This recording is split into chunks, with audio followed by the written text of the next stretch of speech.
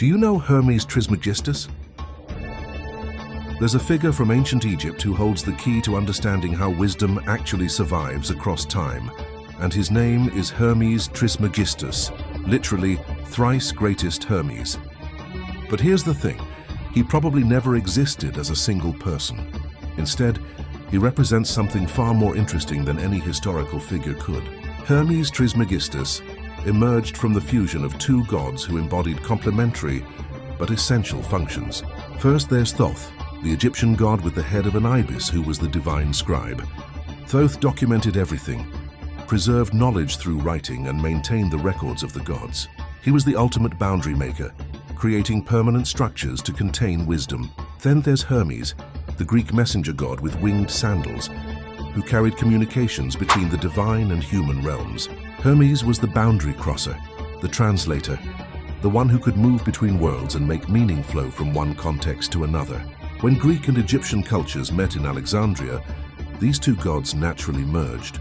But this wasn't just religious syncretism, it was the birth of an entirely new archetype.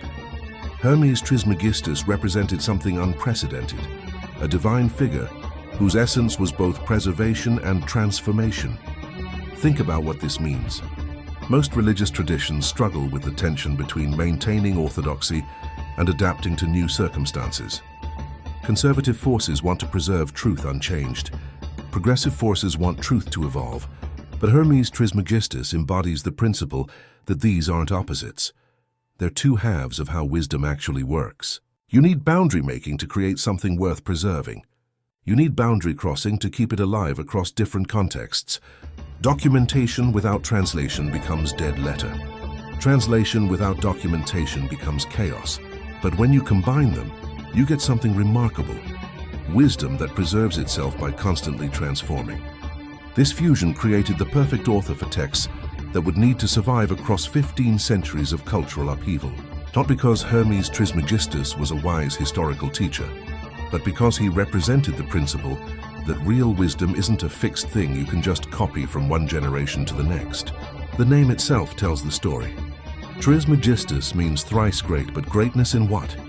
In being simultaneously the keeper of records, the messenger between worlds, and the synthesis of both. The god who ensures wisdom lives precisely by never letting it ossify. This is why the Hermetic tradition didn't just survive. It thrived through constant creative reinvention.